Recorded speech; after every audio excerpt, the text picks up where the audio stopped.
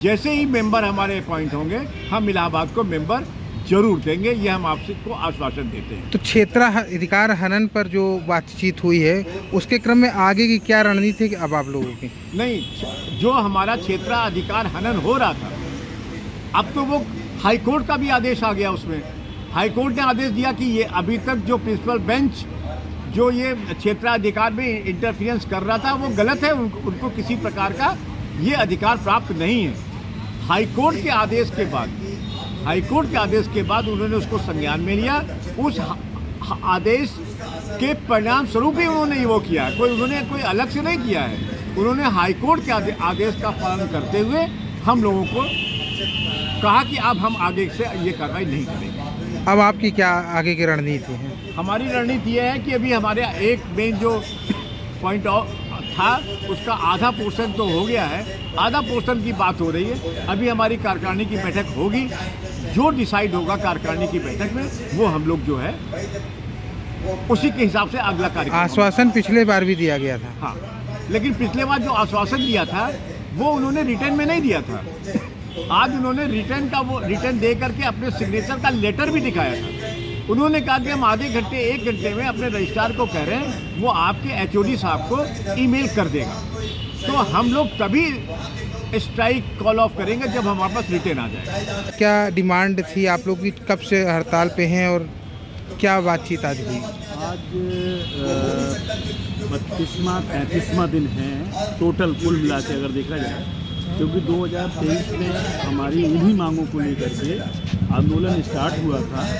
तो हमारे माननीय चेयरमैन साहब से जो वार्ता हुई थी 2023 में, तो वो उनके आश्वासन पे हमारे प्रतिनिधिमंडल के द्वारा और उनके द्वारा जो वार्ता हुई थी उन्होंने आश्वासन दिया था कि आगे ऐसा नहीं होगा। उस वार्ता के क्रम में हम लोगों ने अपने आंदोलन को सस्पेंड कर दिया था, ख़त्म नहीं किया था, स्थगित किया था।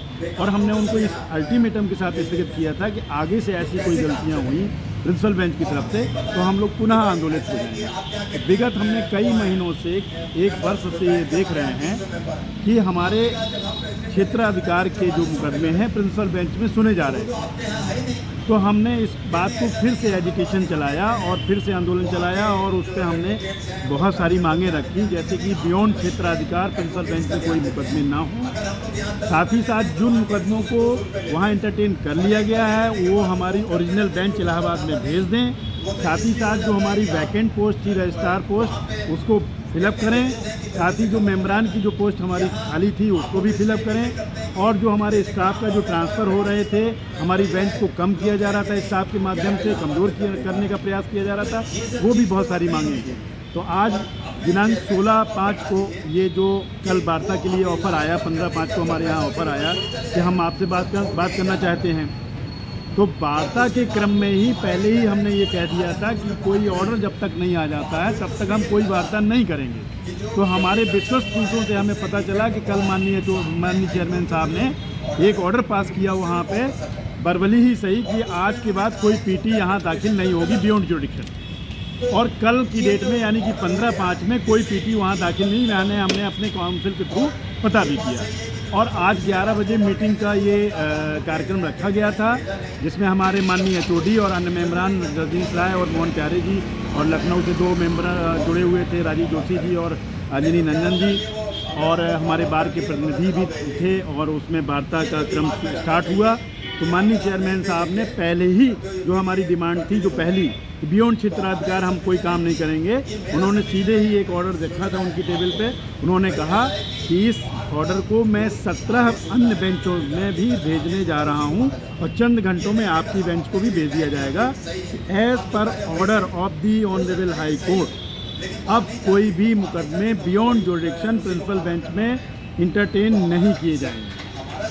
अब आगे की आपकी क्या रणनीति है? आगे की रणनीति ये है कि अभी फ़िलहाल हम लोगों की मीटिंग चल रही है और जो उन्होंने ये कहा कि पेंडिंग मैटर में जुडिशल ऑर्डर पास हो चुके हैं, तो उसमें हम कोशिश करेंगे कि उसमें रिकॉल एप्लीकेशन डालें और रिकॉल एप्लीकेशन पे उन्हीं के जुडिशल ऑर्डर को रिकॉल करते हुए देन ट्रांसफ़र किए जाएँ ओरिजिनल बेंच में। और रजिस्ट्रार की पोस्ट उन्होंने कहा कि जल्दी फिलअप कर देंगे और जो 11 अगस्त तक जो है हमारे यहाँ नए मेंबर भी अपॉइंट हो जाएंगे। तो हमारी लगभग 95% जीत हो चुकी है इस आंदोलन की। और जो पेंडिंग केसेस हैं वो उन्होंने आमंत्रण हमारा स्वीकार किया है। जुलाई के फर्स्ट वीक में वो इलाहाबाद बेंच में आ रहे हैं, तब वो सारी बातें वो हमारी टेबल पे डिस्कस होंगी। एक कार्यक्रम हम लोग बड़ा आयोजित करेंगे, उनके साथ बैठेंगे, तो बहुत सारी चीज़ें जो है हमारी बाद में तय होगी। अब आगे क्रमिक अनशन का क्या स्थिति रहेगी? अब आज अभी आफ्टर लंच हम लोग जो है ये निर्णय पर पहुंचेंगे कि ऑर्डर जैसे ही आता है, रिटन ऑर्डर जैसे ही आ जाता है, तो हम लोग अपना आंदोलन पे वापस जाएंगे और काम करने के लिए तैयार हो जाएंगे। अगर आप ये वीडियो YouTube पर देख रहे हैं तो हमारे चैनल को सब्सक्राइब करें और बेल आइकन को दबाना ना भूलें। अगर आप Facebook पर ये वीडियो देख रहे हैं तो हमारे पेज को लाइक करें।